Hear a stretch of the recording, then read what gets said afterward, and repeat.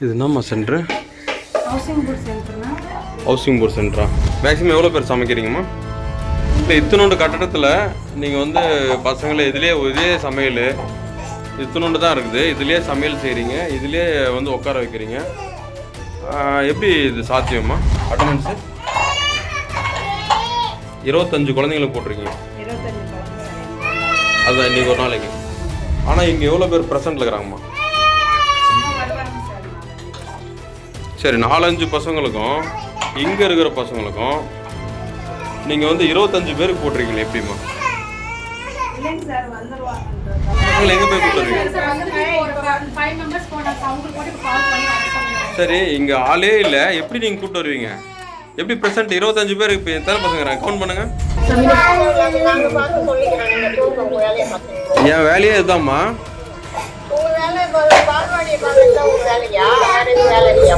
இப்போ நான் உங்ககிட்ட கேட்டேனுங்களா, என்கிட்ட ஃபோனில் பேசுனீங்களா? பேசும்போது என்ன சொன்னீங்க? ரிப்போர்ட்டர்னா ரிப்போர்ட்டர் வேலையை பாருங்கன்னு சொன்னீங்களா? ரிப்போர்ட்டர் வேலையை தான் பார்க்குறதுக்கு வந்திருக்கேன் மேடம், வேறு ஒன்றும் இல்லை. இப்போது ஒன்றும் இல்லை, அந்த அட்டண்டன்ஸ் எல்லாம் போடுறாங்க இல்லைங்களா? இப்போ 25 பசங்க உட்காந்து படிக்கிற அளவுக்கு அந்த இடம் ஸ்பேஸ் கெப்பாசிட்டி இருக்கா?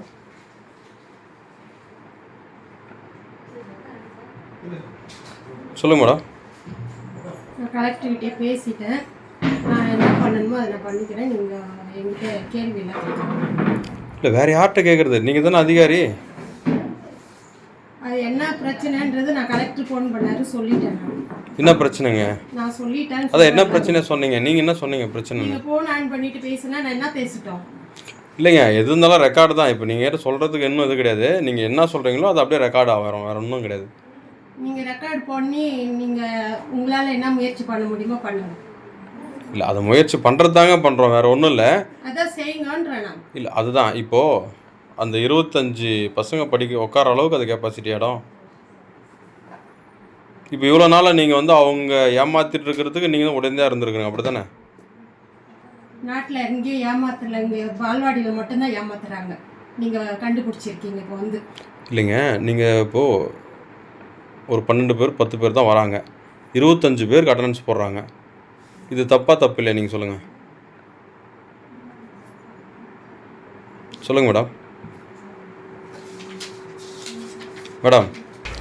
இந்த ஒரு அங்கன்வாடியில் மட்டும்தான் அந்த மாதிரி பிரச்சனை நடக்குதா? எல்லா அங்கன்வாடியிலும் இப்படி தான் பண்ணுறீங்களா மேடம்?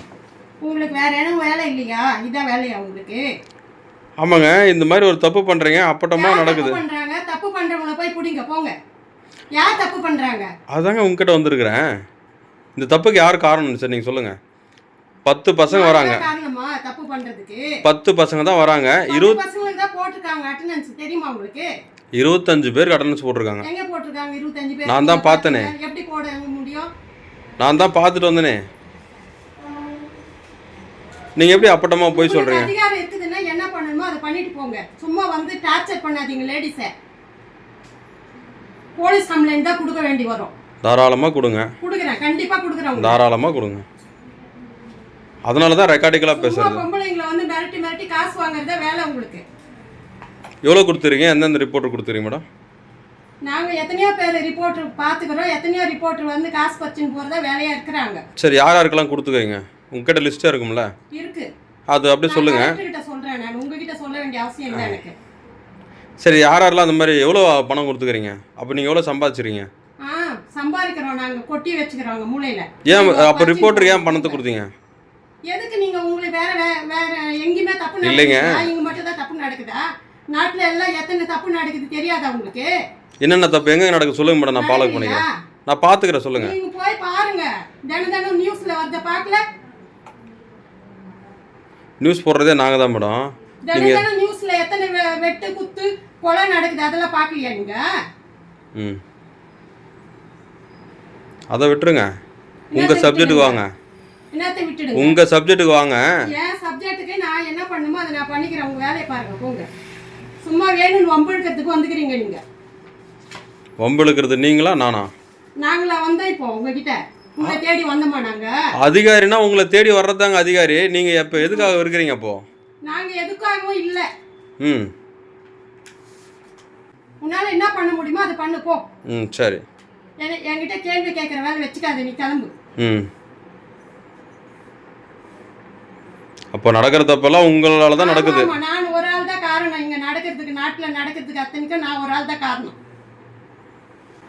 அப்போ நடக்கிற தப்பு யாரால நடக்குது? அத்தனைக்கும் நாட்டில் நடக்கிற தப்புக்கு அத்தனைக்கும் நாங்க தான் காரணமா?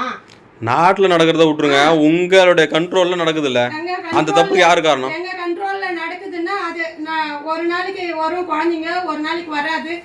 சின்ன குழந்தைங்க, பால்வாடி குழந்தைங்க வந்து எல்லா குழந்தைங்களும் எல்லாம் ஒரு ஜுரம் வராது, ஒரு காய்ச்சல் குழந்தைங்களுக்கு எதுவுமே வராதா? எல்லாமே அப்படியே வந்து உட்காந்துக்குவாங்களா? அதனால தான் கேட்குறேன். சரி, வராத குழந்தைக்கு ஆப்சென்ட் போடலாம்ல? ஆப்சென்ட் தான் போட்டுருக்காங்க. எங்கே போட்டிருக்காங்க? அவங்க அட்டண்டன்ஸை காட்ட சொல்லுங்கள், ஹெட் நர்ஸ் சொல்லுங்கள், செக் பண்ணுங்க. உங்ககிட்ட காமிக்க வேண்டிய அவசியம் இல்லை. நான் எடுத்துகிட்டு வந்துட்டேன் மேடம், உங்ககிட்ட நீங்கள் செக் பண்ணிங்களா அந்த அட்டண்டன்ஸை? எத்தனை பேருக்கு ப்ரெசென்ட் போட்டிருக்காங்க? இப்படி தான் ஒரு அதிகாரி கண்மூடித்தனமாக இருப்பீங்களா? ஜோதி, இங்க வாமா. இங்க இல்லை, ஒரு அதிகாரி இப்படி தான் கண்மூடித்தனமாக இருப்பீங்களா நீங்கள்?